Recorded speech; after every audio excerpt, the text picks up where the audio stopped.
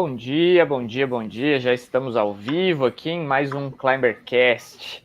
Então, bom dia, boa tarde para vocês que estão com a gente, nos ouvindo aqui, bem-vindos. Eu sou o Daniel Feitosa, Head de RM aqui da Climber RMS, e vou moderar mais um dos nossos episódios, né, do Climbercast, onde a gente vai falar sobre eficiência operacional na prática, as lições que a China tem para a hotelaria. E eu tenho o prazer aqui de apresentar os nossos convidados, né, grandes parceiros, amigos e grandes nomes, né, da hotelaria nacional, Henrique Campolina e Paulo Mélega, né? Vou deixar vocês se apresentarem, por favor, bem-vindos aí a estarem com a gente. Senhor Paulo, por gentileza. Boa tarde a todos, Daniel e Climber, obrigado pelo convite de estar aqui. Eu sou Paulo Mélega, vice-presidente da Atrio Hotel Management, que é uma administradora de hotéis, que tem mais de 35 anos no mercado. A gente é o maior franqueado da Accor no Brasil, com marcas Ibis, da família Ibis, Merco, Novotel e Gran Merco, e também temos algumas operações com marcas próprias. Nós estamos aí no mercado há bastante tempo, tivemos na China aí, numa missão agora no final de março, começo de abril, e estou com muito prazer de estar aqui dividindo essa experiência com vocês hoje. Campolina. Perfeito. Obrigado, Daniel, pelo convite. Um prazer estar aqui com vocês. Prazer estar aqui com o Paulo, que para mim é a pessoa que mais entende de operação hoteleira no Brasil. Eu estou há 1 ano e pouquinho como consultor. Entrei na Nocto Advisory como sócio do Pedro Cipriano, que é o fundador da empresa.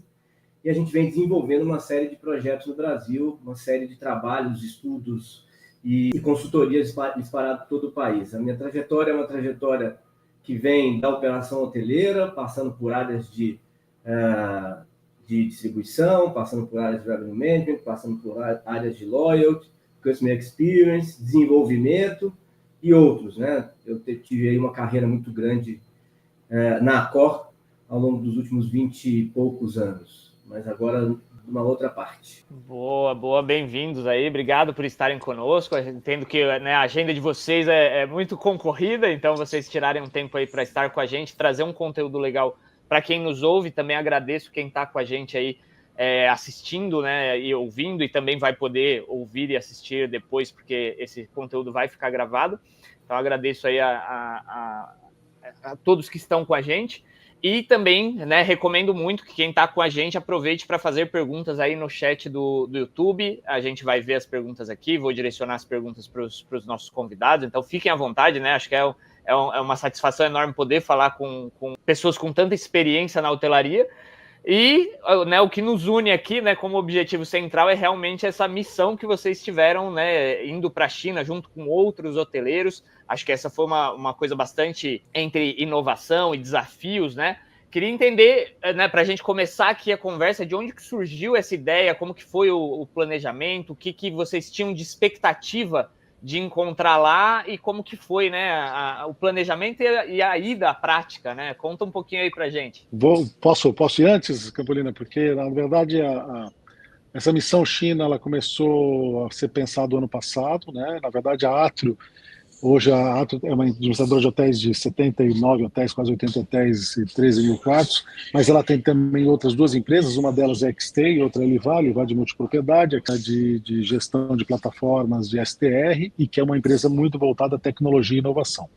A questão de 2 anos na Atrio, a gente criou uma divisão que a gente chama de Tech, que é uma divisão de inovação dentro da empresa, para pensar o futuro da hotelaria, etc., né?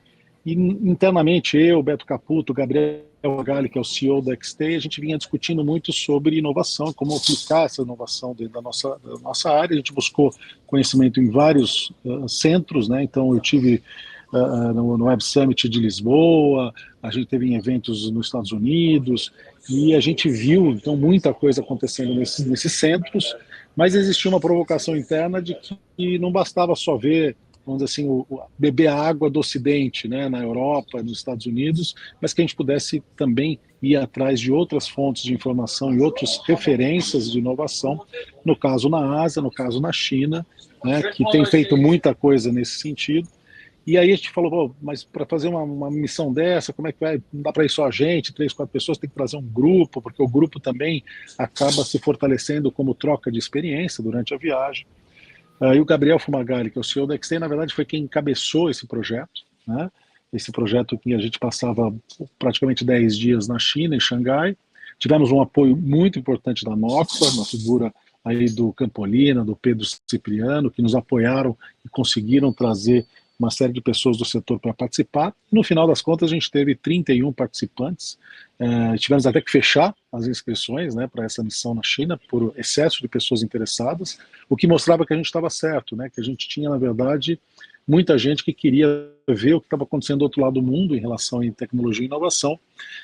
E essa missão aconteceu no dia 28 de março, foi até o dia 10 de abril, 12 de abril, alguma coisa assim, e foi muito, muito interessante. Os objetivos que a gente tinha, então eu já falei de um deles, que era beber numa água diferente da água dos eventos de inovação da Europa e dos Estados Unidos, e principalmente ter uma visão prática, né? Não era só ir lá fazer teoria, filosofia do que é inovação, mas entender o que eles estão aplicando, entender o que pode ser aplicado à nossa realidade no Brasil, porque no final das contas são todos empresários que estavam nessa missão e queriam, na verdade, não era só aumentar conhecimento, era aumentar a produtividade e eficiência dos seus negócios para ter mais lucratividade, trazendo então esses ensinamentos de inovação. Então esse foi um pouquinho do contexto dessa viagem.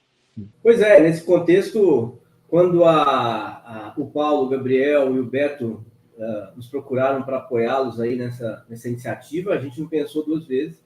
A Norton tem se destacado no mercado brasileiro, no mercado nacional, por desenvolvimento de estudos, por análise de perspectivas e tendências, e para a gente fazia super sentido estar junto com eles nessa iniciativa na China.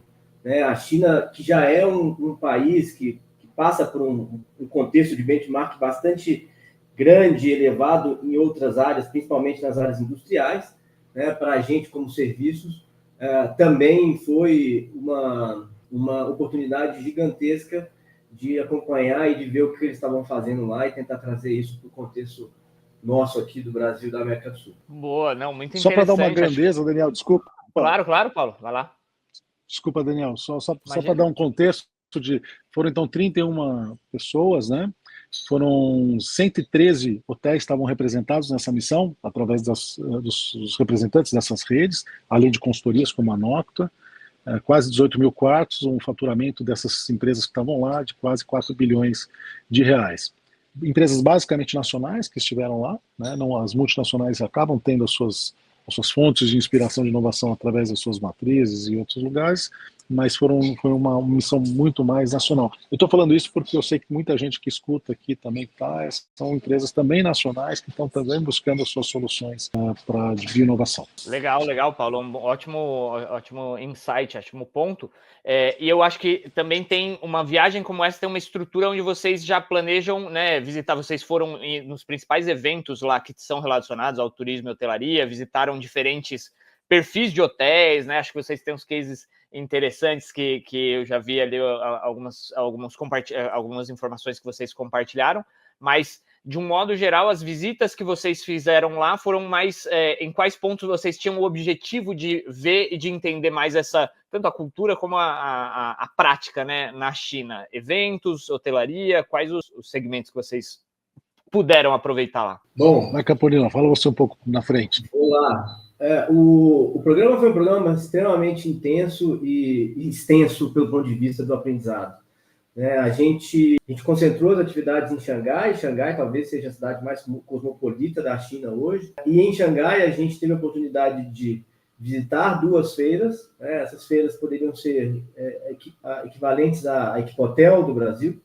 Então a gente teve a possibilidade de visitar essas 2 feiras pelo ponto de vista de produtos, serviços, soluções, etc.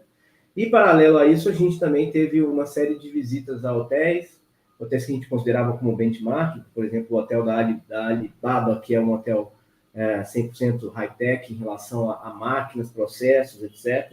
A gente visitou fornecedores de robôs, de tecnologia, a gente visitou fornecedores de distribuição, a gente visitou fornecedores de soluções para facilitar a jornada do cliente, né? E, obviamente, a gente transitou por todo o contexto da cidade, que tinha uma relação, tem uma relação com hospitalidade, turismo, mercado imobiliário, etc. Então, o programa foi todo desenvolvido nesse contexto, e o principal disso, obviamente, como o Paulo trouxe, foi identificar o que eles estavam fazendo, identificar o que eles estão desenvolvendo pelo ponto de vista dessas áreas, e, obviamente, adequar para a realidade nacional, para a realidade brasileira. Eu acho que só acrescentando, pode complementar, o Campolina falou, então a gente viu a Hotelex, que é uma das feiras maiores de equipamentos, voltadas à hotelaria, alimentação, e assim, a gente começa a falar de algumas coisas que são interessantes, que é da escala da China, né? Então, uma feira que o pavilhão da feira ela tem 75 vezes o tamanho do AMB de São Paulo. Ou seja, quem conhece o AMB de São Paulo, que é um espaço enorme, nós estamos falando de uma feira que tem 75 vezes esse tamanho. Então, você tem um pavilhão só de utensílios, só coisas para chá, só coisas para só de isqueiros, tem coisas assim muito específicas, né? E tudo muito grande. E é interessante também que o mercado da China, por ser tão grande assim, ele é muito também voltado para o mercado. Então a gente viu talvez 10%, não muito mais do que estrangeiros ali circulando na feira, mas é um mercado que é muito voltado para o mercado interno. Isso tem um bom e um mau sinal, né? Na verdade, o bom sinal é que ainda tem muito a ser explorado pelos estrangeiros, de estarem mais acessíveis, chegarem mais perto desses fornecedores chineses, porque tem muita coisa barata, muita coisa bem feita lá, e que hoje é mais fácil do que era, talvez há 15, 20 anos atrás, acessar. Então a escala é muito diferente do que a gente viu, tanto nas cidades como nas feiras, que eu te dei esse exemplo, né? Dei esse exemplo agora.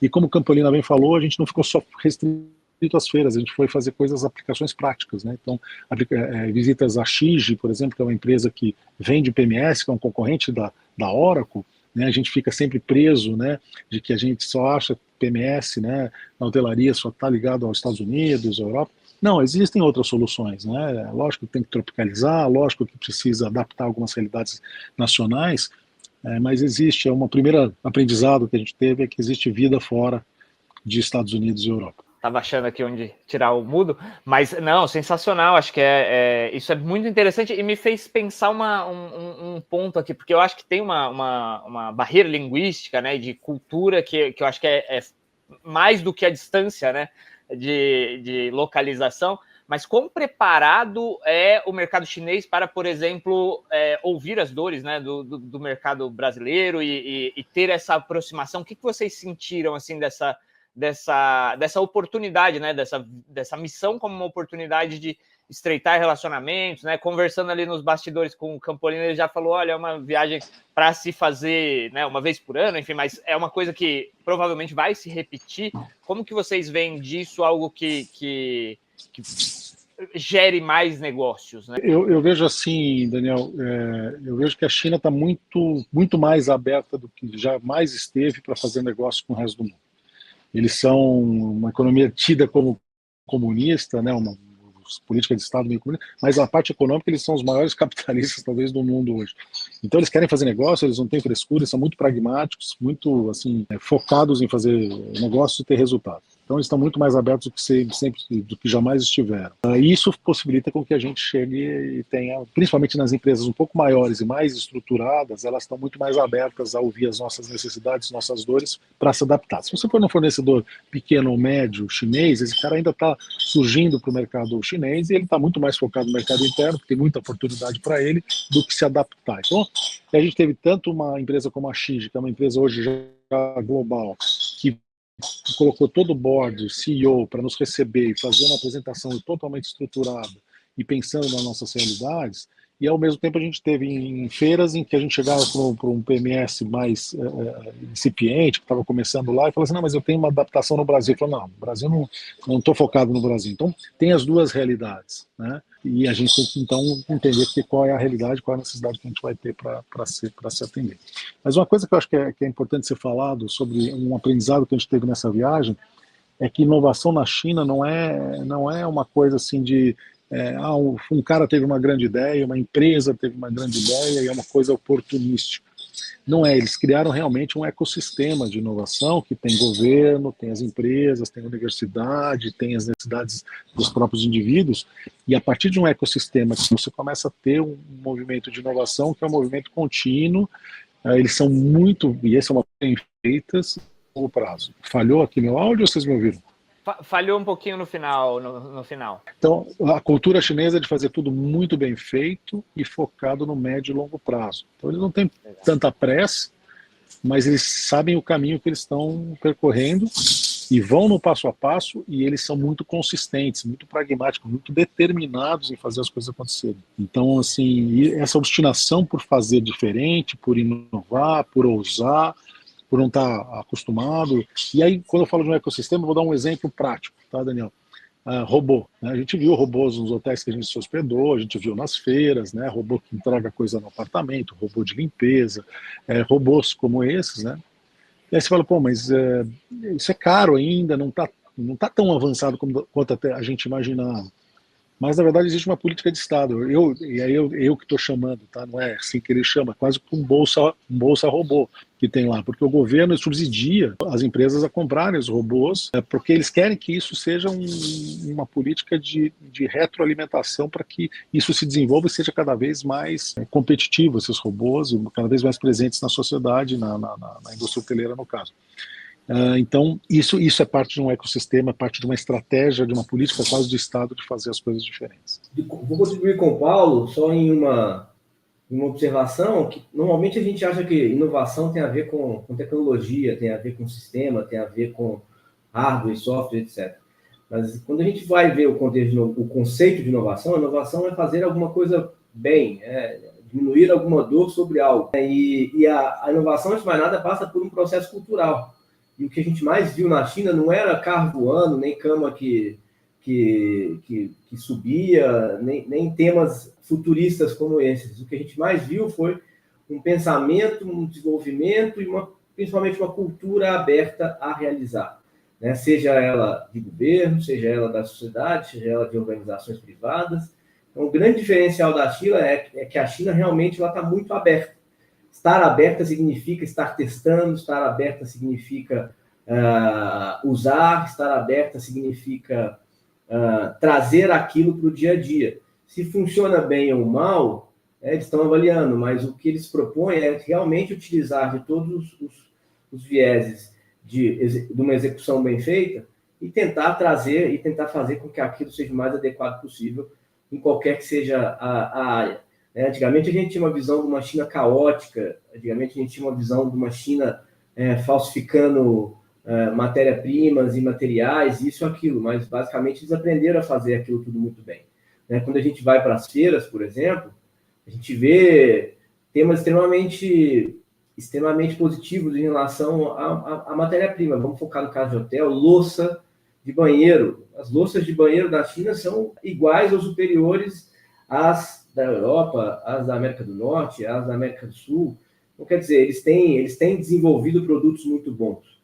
E o principal ponto lá, não vou entrar na seara de situações políticas, de situações sociais, mas os custos de matéria-prima são infinitamente menores do que a nossa realidade brasileira.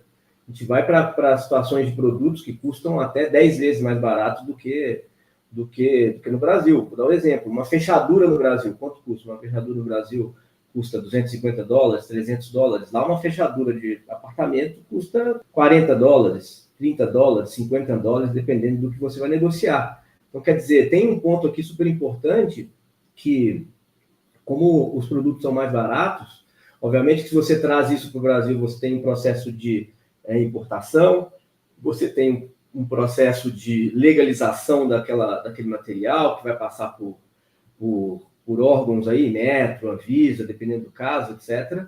Mas o que a gente viu é que mesmo os produtos passando por toda essa engenharia de exportação, o que carece muito, porque tem uma carga tributária alta, chegariam no Brasil com preços muito inferiores ao que é praticado no mercado. E, literalmente, quando a gente vai para a atividade hoteleira, hoje em dia, o que mais impacta o negócio como um todo, obviamente, é o custo de construção de empreendimentos hoteleiros. Temos uma dificuldade de acesso a funding no Brasil, isso é, acesso a dinheiro, acesso a possibilidade de investimento. Então, quando a gente vê a possibilidade de trazer aqueles produtos para o Brasil, mesmo com todo esse processo de legalização, esse produto chegando no Brasil com custos menores, muda completamente o game, muda completamente o jogo. A gente consegue ter temas aqui, ou a gente vai conseguir ter temas aqui, que vão proporcionar com que os hotéis sejam muito mais acessíveis pelo ponto de vista do desenvolvimento. Eu vi que alguém falou a respeito da fechadura. Bom, tem muitos modelos. O que eu posso dizer é que talvez a de R$700 custe R$50 ou alguma coisa do tipo. Se tinha um pavilhão do tamanho do AMB só de fechaduras.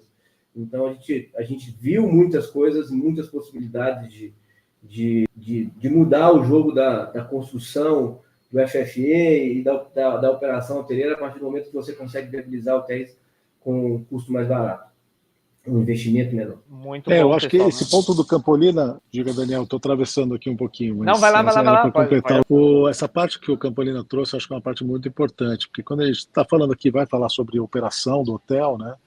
E a operação, como ela pode ser mais eficiente a partir de inovação, e a fechadura talvez seja um dos caminhos, a gente otimizar, por exemplo, a parte de check-in, check-out, a fechadura inteligente ajuda nesse processo do que as fechaduras tradicionais de cartão. Então esse é um jeito de olhar a eficiência da operação.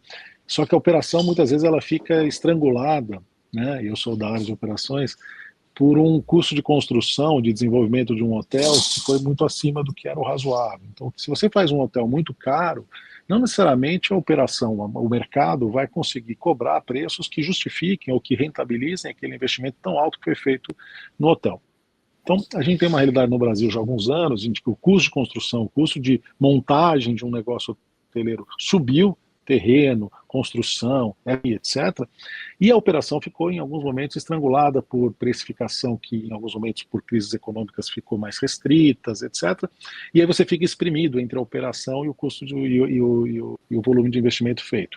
A partir do momento que você consegue, como a Campolina falou, fazer uma construção e um investimento hoteleiro mais baixo do que a gente estava acostumado a fazer no Brasil, quer seja por métodos construtivos também mais eficientes. A gente viu obras gigantescas em Xangai que tinham 10, 15, 20 pessoas trabalhando com gruas, com guindastes, e não tem gente na obra, é quase um Lego, né? Uma montagem de construção, não tem parte molhada dentro das obras, não tem construção, parte de cimento, argamassa, rebocar parede, pintar, não tem, é tudo um jogo de montagem de painéis e tudo mais, tudo muito mais rápido, tudo mais limpo, e talvez, imagino que também mais barato para a manutenção. Então, se você trabalha essa parte que é anterior à operação e faz com que o investimento seja ou mais rápido, que rapidez de investimento também é custo, né? O demora do investimento é custo. Se você constrói o hotel mais rápido e mais barato, e com custo de manutenção posterior mais baixo, você vai conseguir dar mais rentabilidade e, eventualmente, até não pressionar tanto a operação, que a gente viveu isso nos últimos anos, de você ter que operar tão enxuto que você começa a tirar serviço, tirar questões que eram inerentes do negócio, até para que ele fosse rentabilizado. Então, são duas equações aí interessantes da gente avaliar. O método construtivo na China, ele é muito diferente. A gente tinha engenheiros no grupo que estavam conosco e ficaram impressionados com o que viram. Muito interessante, muito interessante. E quero falar, né, o nosso público aqui está bem participante, né? Temos a Fernanda, a Danisa, o Rui, a Nair, que está sempre com a gente, o Thales, que foi a pessoa que comentou ali da fechadura e de uma construção de hotel que ele importou quase tudo da China. Então continuem aí dizendo com a gente, né, no chat de qual cidade vocês estão, qual hotel que vocês representam, e mandem as perguntas, né? Essa interação com vocês é muito importante. E ouvindo vocês falarem, eu acho que esse é o grande ponto, né? Parece tão distante, né? Isso que vocês trazem, apesar de que eu ouvindo, né, o que vocês falaram, é aquela coisa, é simplesmente o básico bem feito, né? Constância, consistência, uma mentalidade de fazer dar certo. Como traduzir? Eu acho que tem uma escala também, né? Uma quantidade de escala muito importante, né? Pelo evento que vocês falaram, 75 vezes um dos maiores espaços de eventos aqui do Brasil, digamos assim. como que vocês traduzem, né, o que vocês viram como eficiência operacional, escala, para quem ainda, né, não teve oportunidade de ver e lá na sua realidade, do seu hotel, da sua cidade, poder, né, acho que atuar de ou abrir a mente para algo, né, mais parecido com isso? Opa, eu estava esperando o Paulo, mas o Paulo... Olha, bom, de novo, acho que um dos pontos mais importantes aqui é o conceito de inovação, o conceito de funcionalidade, o conceito de eficiência. Muitas vezes encontra-se ou pensa-se que para ter uma eficiência ou para ter uma inovação você precisa de sistemas extremamente pesados, você precisa de investimentos extremamente relevantes e altos e talvez inviáveis. Mas, de novo, o principal ponto que a gente quer trazer, além da visão que a gente teve naquele país, da visão que a gente teve naquela sociedade, é pela questão cultural. Então, a inovação, antes de mais nada, ela passa por um tema cultural, passa por uma possibilidade cultural, passa por uma questão de mindset, estar disposto, estar aberto. E isso foi o que a gente mais viu dentro da China. Vou dar um exemplo que tem muito a ver com o seu mercado, que são os sistemas. Os sistemas na China são construídos abertos, justamente para que as pessoas consigam conectá-los entre si, que eles conversem entre si. Então, quando a gente pega a hotelaria, principalmente europeia, norte-americana e brasileira, a grande dificuldade que a gente tem muitas vezes é a conexão entre os sistemas. Os sistemas não se conversam. É um sistema para o preço, é um sistema para a operação do hotel, é um sistema para estoque, é um sistema para o financeiro, são sistemas diferentes que não se conversam. E isso vai realmente impactar o que a gente chama de jornada do cliente, que é desde o momento que ele pensa e que ele reserva até o momento que ele vai embora. Então, o que a gente vê é um país onde os sistemas e as possibilidades são todas abertas. Os sistemas são construídos já abertos para que as conexões existam, para que as possibilidades aconteçam. Isso é um segundo ponto que a gente viu muito como um ponto de tendência da China, é a questão das integrações, é a questão da automação. O que a gente viu, literalmente, foram sistemas que conversam desde o momento do check-in até o check-out, a porta, passando pelo meio de pagamento, passando pela automação do quarto. Quando a gente fala de automação, a conexão e a integração de todos os equipamentos que sejam associados à energia, que sejam associados à parte técnica, controle sobre isso. Um sujeito num hotel em Pequim consegue apagar a luz num hotel que está em Xangai. Então, ao mesmo tempo, o que a gente percebe é que o grande diferencial, pelo ponto de vista desse contexto de inovação, é a percepção, e principalmente a vontade e a cultura de fazer com que as coisas estejam integradas. E quando a gente vai para uma empresa de sistemas, o que é super relevante para o mercado, é permitir construir sistemas que estejam mais abertos. E, provavelmente, alguém de TI vai dizer, mas existem parâmetros de segurança, existem parâmetros disso, daquilo, existem parâmetros de legislação, existem parâmetros de impostos, etc, etc. Sim, existem, ainda mais no caso da América do Sul, Brasil, Argentina, Chile, Colômbia e Peru, que são países extremamente complexos em relação à questão tributária. Mas o que a gente via lá era, assim, um sistema que já nasce aberto, um sistema nasce a ser conectado, um sistema nasce para integrar toda a jornada do cliente. Então, esse é um ponto super relevante. Tem o viés cultural, mas tem o viés de se permitir e querer fazer com que as coisas estejam integradas, que as coisas funcionem bem.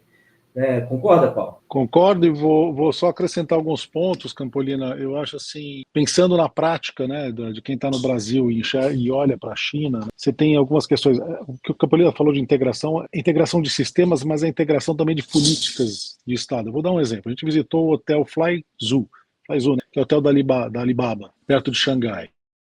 Bom, você faz um check-in num totem, reconhecimento facial, 30 segundos, e você entra no quarto com reconhecimento facial, não tem nem fechadura, não tem a fechadura que ele estava falando de R$700, é tudo reconhecimento facial. Bom, mas isso é possível porque eles têm um sistema de profile único. O indivíduo, quando é um indivíduo na China, ele está cadastrado no governo, vamos chamar assim, como se tivesse o RG dele, e é um cadastro único. E não tem esse negócio, não, eu tenho o CPF aqui, o negócio é o RG, é o CPF, é a carteira de motorista, como é que eu posso entrar, que documento que vale, é um estado, outro estado diferente, é um cadastro único. Então você você não tem negócio de FNH. Então, as políticas também que existem, as legislações que existem, às vezes, no país, elas dificultam o uso de inovação, por mais que você possa ter sistemas abertos, como o Campolina falou. Porque se o sistema é aberto, mas se você não tem um cadastro, você tem dificuldade de automação de algumas coisas. Então, quando eu falo de ecossistema na China, é que é tudo. O sistema é aberto, como o Campolina falou, existe uma política de Estado de facilitar o uso disso, né? Existe apoio financeiro do próprio Estado, como eu falei do Bolsa Robô, entre aspas, aí, essa brincadeira que eu fiz, pesquisas, né? Então eles apostam muito em pesquisa. Então você fala assim, os robôs hoje na China são bons? Eles são razoáveis. Eu tinha até uma expectativa que estivessem mais avançados do que de fato eu vi. Mas eu tenho uma certeza, eles vão ter os melhores robôs no futuro, porque eles estão fazendo, a gente não está fazendo, né? Outros países não estão fazendo. Então eles podem até não estar com robôs tão bons como a gente imaginava, mas eles vão estar com os melhores robôs daqui para frente, porque eles estão investindo em pesquisa, estão fazendo uma coisa que o Campolina tangenciou e que eu acho que é importante, que inovação é o seguinte, você tem que ter coragem para errar. Se você não tiver coragem para errar, você não vai inovar. Então, se você quiser fazer tudo certo, não vai dar certo, porque você não vai continuar fazendo tudo da mesma maneira como você sempre fez. E isso, na China, existe esse espaço para o erro, né? Controlado, mas existe esse espaço para o erro. E acho que isso é muito importante. Então, de novo, falando só dos robôs, só para terminar. Então, a gente viu o robô que leva coisa no quarto, que faz a limpeza, etc. E que hoje é muito mais uma jogada até de marketing, né, Campolina? A gente viu isso um pouco mais como uma coisa de tirar foto, etc., pelo menos para o turista, mas que na China começa a entrar até nas plataformas de distribuição como elemento de diferenciação. Na China, hoje, se o hotel tem robô, isso é colocado na distribuição como se fosse a booking deles, de como se esse hotel tem ou não tem. A automação e robotização para entrega de serviços. Porque se tem, ele é um elemento de escolha do cliente, se ele quer ou não quer ficar no hotel que tem isso. Porque ele entende que o hotel então está mais atualizado, ele tem serviços com menos fricção, mais fluidos do que um hotel tradicional que não tem, por exemplo, esse tipo de automação. Né? Então acho que esses são outros pontos também importantes. Muito interessante. Temos aqui, né, os comentários do Thales, né, que o Paulo mencionou algo sobre a fechadura diferente da que usamos hoje com cartão digital, pulseirinha, ou é alguma coisa ainda diferente em relação a isso, né? Você falou sobre o reconhecimento facial, né? Você tem, por exemplo, a gente tem no Hotel Alibaba, a gente tem, na verdade, como se fosse uma tela. Você já se cadastrou no check-in e você vai entrar no seu apartamento simplesmente mostrando a sua cara, né? E a porta vai abrir, não tem uma fechadura que tem dígito, que tem cartão, ou que tem aproximação de RFID, não tem, ela vai abrir com o seu reconhecimento facial. Aliás, falando até de meios de pagamento, só uma curiosidade, né? Se você for para a China com o seu cartão de crédito internacional, físico, você não vai pagar em quase nenhum lugar, porque eles não aceitam, né? E você vai ter que se cadastrar dentro de uma plataforma, dentro de um ecossistema de pagamento, né, que é o Alipay, que é da Alibaba, que é a Amazon, a Apple, tudo deles lá, né, uma plataforma de pagamento, de compra e tudo mais. E essa plataforma, você tem o cartão lá dentro e essa plataforma vai gerenciar o pagamento que você vai fazer nos estabelecimentos. Tirando hotéis internacionais, 5 estrelas, que podem aceitar um cartão físico, os demais locais não aceitam, né? E esse mesmo plataforma é que você vai pedir o Uber, né, que na verdade não chama Uber, chama Didi lá, que também é um meio de locomoção, vai comprar bilhete para metrô, etc. Então está tudo muito controlado dentro de alguns. Esse é um ecossistema de pagamento, o que facilita também in-out de hotel ou in-out de restaurante, de bar, em qualquer local que você for, né? Então o meio de pagamento também já é bastante unificado e bastante controlado. Curiosidade, isso é uma das que... Pode falar, Daniel. Eu ia dizer, eu ia contribuir com isso, Paulo. Realmente, meio de pagamento também é uma percepção um pouco distinta, né? Meio de pagamento e a questão do aplicativo, né? Aquele conceito do super app, onde está tudo num aplicativo só, a gente vê claramente lá no caso do Alipay, que é um aplicativo como se fosse o iFood, como se fosse um aplicativo desses que a gente usa por aqui, mas está tudo integrado, tudo sai dali, né? Inclusive, na própria Disney de Xangai, se você não tiver esse aplicativo, você não entra na Disney, porque o pagamento é todo feito através disso, o check-in é feito através disso, etc. E existe uma dificuldade em muitos lugares de aceitarem pagamentos em cartões físicos e até mesmo dinheiro. Os meios de pagamento todos estão circulando por esse aplicativo.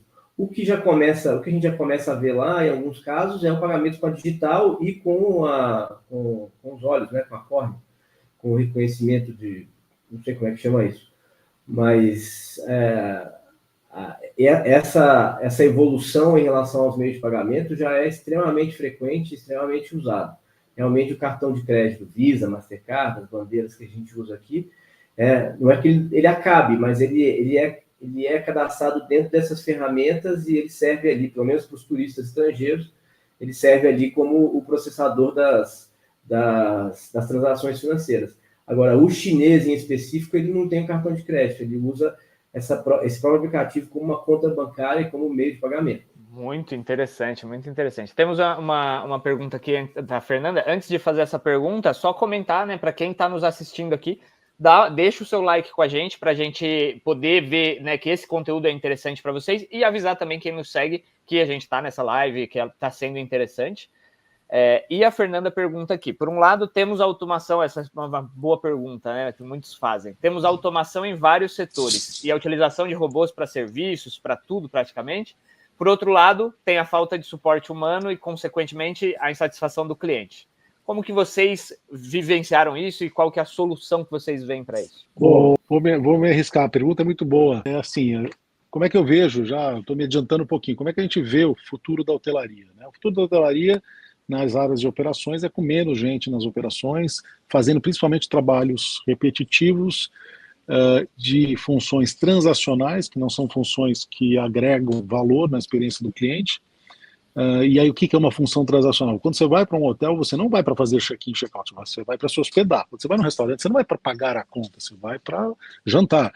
O pagar a conta, fazer o check-in, check-out, são ações transacionais que fazem parte daquela experiência, mas elas não são as coisas importantes da experiência. Tudo que é transacional, a gente entende que no futuro, e já é presente, ela tem que ser substituída por automação, por menos fricção, porque isso é mais experiência. O hóspede chegar hoje numa fila de hotel e ficar lá 10, 15, 30 minutos para fazer um check-in, aquilo é impensável, né? Ele não quer aquela experiência. Então, se ele puder entrar sem fricção, com algo automático, quer seja por reconhecimento facial, por RFID, quer que seja qual é a solução, e aquilo vai ter muito melhor experiência. Agora, isso não quer dizer que você não vai ter mais o elemento humano. O elemento humano ele vai estar provavelmente restrito a áreas que agregam valor na experiência.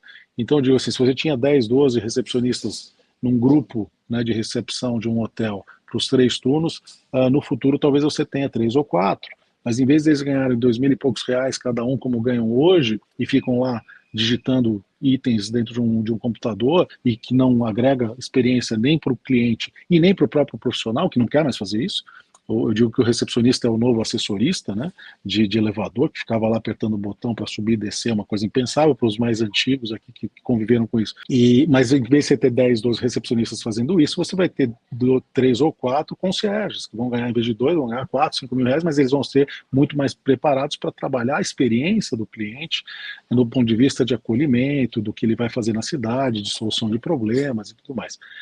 Então, na verdade, é uma substituição. Você vai automatizar questões que eram, de novo, sem valor agregado e vai priorizar a relação humana para aquilo que gera valor. Aproveitando, nesse mesmo contexto, a gente pode adaptar isso para o segmento do hotel. Se você tem um hotel econômico, onde o maior valor que esse hotel pode entregar, além de localização, por exemplo, é a questão da precificação mais acessível ou da possibilidade de hospedar pagando um pouco menos, literalmente você também não deveria precisar de tantos serviços. E aí as máquinas, os robôs e qualquer que seja a automação, é muito bem-vindo.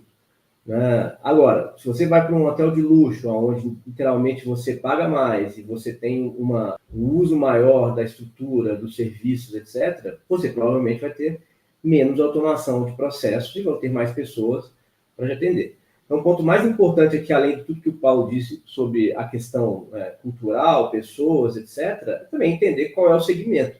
Né? Qual é o segmento e qual é o mercado que você está direcionando os seus produtos. Eu, particularmente, não tenho tanta necessidade de ter atendimento na grande maioria das viagens que eu faço. Ontem eu voltei até Florianópolis, não passei check-in, não falei com ninguém, meu check-in pelo celular estava ok, entrei, peguei voo, fui a Florianópolis, fiz as reuniões que eu tinha que fazer, voltei e ok, não passei por nada. Não preciso, talvez o meu pai precise, talvez uma outra pessoa que vá num voo mais longo precise, talvez alguma outra pessoa precise. Se você está entrando num hotel econômico, o que você quer ter é uma boa cama, um bom chuveiro, talvez um bom café da manhã. Não precisa de mais nada. Então, naquele hotel, quanto mais automático e funcionando as coisas, melhor. Já num hotel scale, luxury, etc., você precisa de mais serviço. E precisando de mais serviço, obviamente, você vai ter mais pessoas e menos, talvez, necessidade de automação. Esse é um contexto super importante que a gente tenha em mente quando a gente fala de aplicação de automação, de processo, de tecnologia, de inovação, qualquer que seja a palavra ou o termo, em relação à hotelaria e à hospitalidade. Boa, realmente, aumentar as oportunidades é isso, nem tudo é para todos, né? Mas ter mais oportunidades é o que vai fazendo cada um poder se diferenciar, os custos baixarem, as pessoas se desenvolverem. Concordo muito com você. E além disso, vamos lá, a gente está falando aqui de eficiência operacional, a gente está falando, eficiência operacional ela vai ser tanto pelo ponto de vista de receita quanto pelo ponto de vista de despesa, mas parece um pouco óbvio, mas quais são os principais problemas que a gente tem nos hotéis? São os básicos. Qual o problema que a gente tem no hotel é que a internet não funciona. O problema que a gente tem no hotel é que o check-in demora. O problema que a gente tem no hotel é que a televisão é pequena e não é Smart TV. Então, antes de qualquer coisa, antes de a gente falar de qualquer ponto de tecnologia, né, o básico precisa ser dito e, principalmente, o básico precisa ser entregue. E o que a gente vê, na grande maioria dos casos, é que o básico não é entregue. O básico não é entregue. Ou por falta de tempo, ou por falta de dedicação, ou por falta de cultura, ou por falta de uma série de situações. Então, antes de mais nada, vamos lembrar o que o cliente quer. O cliente quer que o básico aconteça, ele quer não ter problemas, ele paga para não ter problemas. Se ele não ter problemas é uma máquina ou é um robô, que ótimo que seja. Se ele não ter problemas é uma equipe, também ótimo que seja. Mas o ponto principal aqui é justamente isso. Muito bom. Vai lá. Fala de generalidades, como a gente está falando, genéricos, né, gente? Então, assim, hotelaria tem desde o hotel super econômico, bastante simples, até um hotel de luxo, né? Então, não quer dizer que as mesmas soluções vão ser aplicadas em todos os hotéis. Provavelmente, num hotel de luxo, você vai ter menos propensão a uma automação de check-in do que num hotel super econômico, que a pessoa quer, na verdade, entrar e sair, acabou, não quer ter relação com ninguém. No hotel de luxo talvez seja uma experiência, seja um momento diferente, fora da recepção, em outro lugar, no bar, na suíte, etc. Então, nem todas as soluções se aplicam igualmente a todos.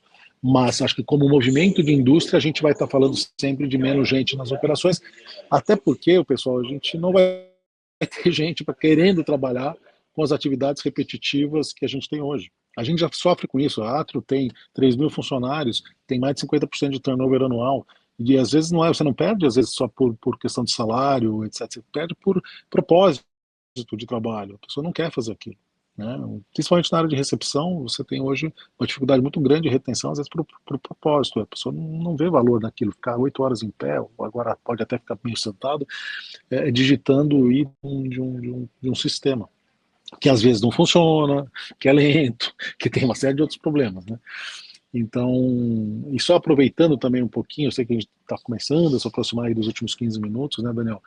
Eu queria falar um pouquinho do tema dados. A gente falou de sistema, a gente falou de ecossistema de inovação, etc. Essa expressão não é minha, a gente ouve de mercado há muito tempo, que dados são o novo petróleo, né? É a nova fonte de valor das empresas. Então, esse talvez seja também uma recomendação para quem está nos ouvindo. Como é que você trata os dados dos seus clientes, os dados do seu hotel, os dados das hospedagens que aconteceram, as preferências dos seus clientes? Como é que você está tratando isso, né? Se a gente está tratando da maneira como sempre tratou, a gente está deixando o petróleo nas profundezas, não vai ser acessado nunca, você não vai trabalhar com aquilo. E quem está conseguindo trabalhar com dados hoje consegue trabalhar preferência, consegue trabalhar melhor a parte comercial e vendas e marketing, e ERM, consegue entender mais o que está acontecendo no jogo. Sem dados, você como se estivesse pilotando um avião sem GPS, sem pontos de localização. Então, assim, quanto você está investindo em tecnologia, não é só na porta para abrir automaticamente, é na gestão da informação, na gestão dos dados que você tem dentro do seu hotel. E isso é uma coisa que é uma ponta de um iceberg, que na hora você fala, não, mas eu tenho algumas preferências. Tem mesmo, isso está dentro do sistema, você acessa para isso, né? Então, Esse, para mim, é um ponto também que é fundamental quando a gente for falar de inovação, e na China a gente viu também isso acontecendo. Bom, Campolina, quer adicionar alguma coisa para essa parte de dados que realmente é interessante? Só vou avisar, pessoal, o Paulo, né, uma pessoa muito internacional, está em Paris, né, está numa viagem internacional, por isso que a gente está vendo aqui um pouquinho de delay na câmera, alguns cortes, mas acho que da única vez que realmente travou, acho que a gente avisou e você recuperou, mas está dando para te ouvir de uma forma bem fluida. Mas só para avisar quem está com a gente aqui. Acho que para uma pergunta que fica, né, muito legal, a China, acho que é um benchmarking, assim, que bom ouvir, né, disso, de que vocês tomaram essa decisão junto com outros hoteleiros, os hoteleiros do futuro, né, ficou o nome, vocês foram lá para esse benchmarking, mas alguma coisa que decepcionou vocês? Ouvi um pouquinho aí dos robôs, né, esperavam um pouco mais, mas alguma coisa que vocês voltaram falando, cara, esperava que fosse diferente ou não, assim, da expectativa, tirando os robôs e a expectativa de carros voadores, fora isso, nada de muito decepcionante. Que aí, Campolina está tão decepcionado que não quer falar. Não, eu não, na verdade, assim, eu tinha uma expectativa de um pouco mais de automação em check-in, check-out do que a gente viu, principalmente na média, comentei do hotel do Alibaba, mas na média a gente viu ainda muita coisa tradicional sendo feita.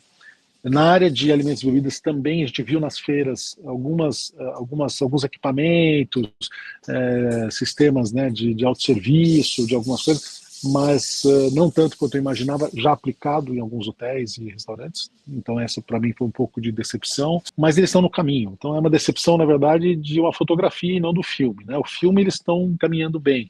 Eu acho que a fotografia que a gente olha ali e fala assim, pô, a expectativa que eu tinha é que eles estivessem um pouquinho mais avançados, mas por outro lado a gente viu eles muito mais avançados em outras coisas que a gente não imaginava, né?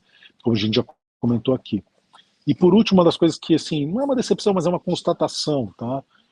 Assim, a questão de SG passa longe deles, assim, eles não estão tão preocupados, não vemos preocupação relacionadas a isso na China. Eu não vi, não sei se o Campolina percebeu, eu não percebi preocupação com sustentabilidade, com aquilo plastic free que a gente faz aqui no Brasil, isso, aquilo, né, renovação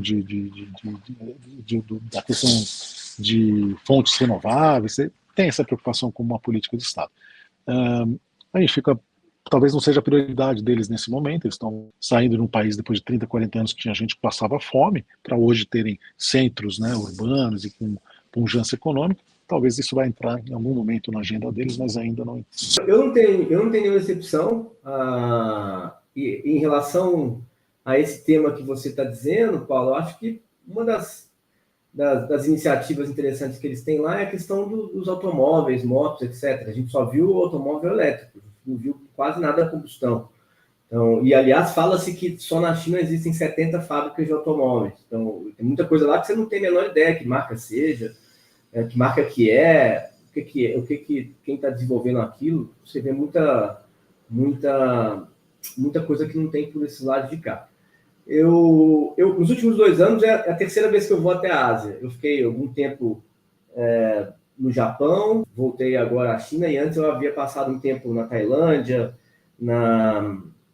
em Singapura, na Indonésia, etc. Eu acho que não tenho nenhuma decepção para falar da China, mas pelo contrário, eu acho que faz sentido com que as pessoas viajem até a Ásia. A Ásia tem muita coisa a se oferecer, uma economia super pujante, um estilo de vida muito interessante. Então, eu não tenho nada que eu tenha voltado decepcionado. Passo esses pontos que você está dizendo, posso concordar, mas não vejo como uma decepção. E faço o convite, na verdade, eu desafio as pessoas que o continente asiático traz para a gente bastante possibilidade de abrir a mente, de ver outras culturas que realmente são bastante diferentes da cultura ocidental. Legal. E vocês conseguiram ver quais são os desafios deles, né? Porque a gente falou muito de soluções deles, ou de visão deles, que resolvem, ou pelo menos nos inspiram com os nossos desafios. E aí eu fico curioso para saber quais são os desafios que eles lidam hoje, como talvez falando do nosso negócio, da hotelaria, do turismo se desenvolver mais, ou resolver problemas que eles têm, ou não conseguiram perceber muito bem algo nesse sentido? Eu tenho um que me ocorre aqui, Daniel, que é o desafio da mão de obra. Eles estão bem longe dos problemas de falta de mão de obra que existe nos países de primeiro mundo do Ocidente, os países europeus e americanos, né? Então eles têm muito mais mão de obra ainda abundante, mas não é tão barato como já foi. Tá? Então, assim, esse é um desafio que eles estão lidando, de uma mão de obra que, de alguma forma, nos últimos anos se qualificou, ficou mais cara. Existe um pouco mais de, não vou dizer direitos, mas um pouco mais de proteção até de horários de trabalho e tudo mais, do que a gente sempre ouviu, né, que tinha lá, os trabalhos escravos, etc., principalmente no setor de serviço. Então, isso mudou. E isso traz uma pressão também de custos, de modo de se fazer os negócios, que não é um modo tão antigo como já se fez. E esse desafio da mão de obra, ele também traz ele também é uma mola propensora de inovação, porque na verdade eu acho que eles só não estão tão avançados em alguns pontos de inovação que eu comentei que estão com certa decepção, porque eles ainda têm uma mão de obra abundante. Na hora que eles não tiverem uma mão de obra tão abundante, eles vão estar muito mais propensos a substituir essa mão de obra por automação, muito mais do que eles estão hoje. Então, esse eu acho que é um grande desafio. A mão de obra lá vai continuar, vamos dizer assim, encarecendo. Hoje eles têm um desafio até de crescimento populacional. Eles voltaram a incentivar as famílias a terem mais de um filho, o que durante décadas foi uma quase proibição, né? Era quase um palavrão você ter mais de um filho na China.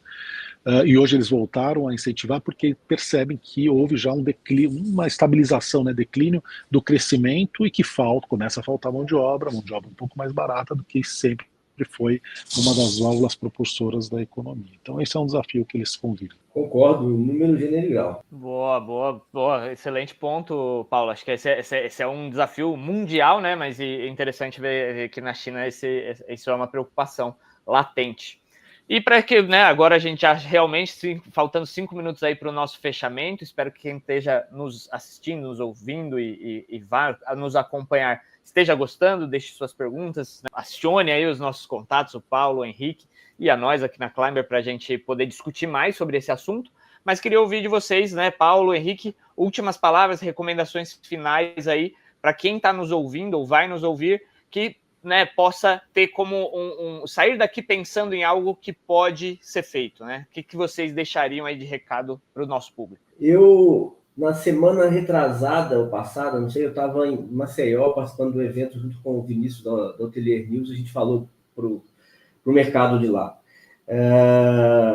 E a minha fala, a minha apresentação foi justamente com um enfoque em inovação. E no enfoque da inovação, o meu storytelling, a minha direção foi literalmente fazer o básico. Então, antes de pensar em qualquer coisa, antes de pensar em qualquer sistema, antes de pensar em qualquer automação, faça o básico, que a melhor inovação é fazer algo bem feito. Eu, como cliente, posso afirmar com 99% de certeza que quando eu visito hotéis, independente da marca, independente da rede, independente da cidade, independente da multinacional, o básico, todavia, não é bem feito.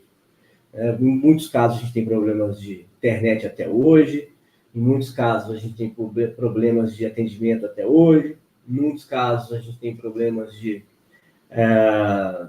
falta de informações até hoje. Então, meu conselho façam o básico, porque se o básico estiver bem feito, é o tal da frase menos é mais, básico bem feito,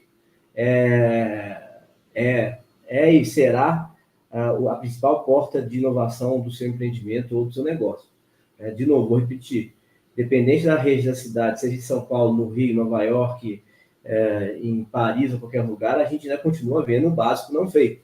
Então, na minha opinião, e como sugestão, a melhor inovação é que você consiga entregar o básico. E o básico bem feito para um cliente que precisa de se hospedar e não necessariamente estamos falando aqui de segmento de lazer, etc., é extremamente bem-vindo. Vamos lá, Daniel. Eu vou... tem tempo? Tem 3 minutos? Talvez eu estoure um pouquinho, mas... algumas coisas que eu já falei, mas só para recapitular, acho que é o que é importante para fechar sempre o raciocínio, né? A primeira, vou usar algumas frases mais de efeito, tipo, existe vida de inovação fora do ambiente Estados Unidos e Europa. Ponto. Tem aonde buscar outras fontes de inovação e a China é uma delas. 2, o futuro da hotelaria é um futuro com menos gente na operação, mais automação. E se você não está trabalhando isso no seu hotel, comece a trabalhar porque você já está atrasado. 3, dados é um novo petróleo. Se você não está gerenciando bem os dados do seu hotel em relação a preferências de hóspedes, dados históricos, estatísticos do seu negócio, você está com problema também. É importantíssimo que você trabalhe isso. O 4, a construção e FF&E, custos de desenvolvimento, é chave também nesse futuro, e a China nos inspirou muito a fazer investimentos mais baixos, o que vai ajudar na rentabilidade dos negócios e pressionar menos as operações. E por último, a China é longe pra caramba. Eu e o Campolina ficamos 24 horas dentro do avião para chegar até lá, 15 horas até Doha, mais 9 horas até Pequim. É longe, mas ela nunca esteve tão perto. Então a China está muito mais acessível como plataforma de nós. Hoje, se você quiser importar, você não precisa fechar container, você consegue fechar parte de um container, você tem empresas especializadas em trazer coisas para o Brasil. Então é muito mais fácil do que sempre foi, porque a gente sempre achava que a China tinha o problema da língua, o problema da cultura, da distância, do dinheiro, como é que faz. Não. Então tirem um pouco isso da cabeça. A China nunca foi tão longe, mas nunca esteve... A China continua sendo muito longe, mas nunca esteve tão perto para fazer negócios. Essas são as mensagens finais aí, não estourei o tempo. Muito bom, pessoal. Obrigado aí pelo tempo de vocês novamente. Para quem está com a gente aí, deixem o seu like para a gente ver que vocês querem conteúdos como esse. E assim, um prazer, né, ouvir vocês aí com essa missão que vocês fizeram, toda a carreira de vocês, né, e essa missão específica que vocês fizeram. Então, obrigado por compartilharem aí, por separarem uma hora do seu dia e um tempo aí da nossa preparação também, né, que tem os bastidores. Mas, Paulo, Henrique, obrigado. Espero ter vocês de novo em um próximo webinar com a gente. Maravilha, obrigado. Bom dia a todos aí. Boa tarde, boa noite, dependendo do horário que alguém for assistir. Tchau, pessoal. Aqui obrigado. Já está na hora de tomar outra champanhe aqui. Tchau, enjoy, meu amigo. Tchau. Tchau.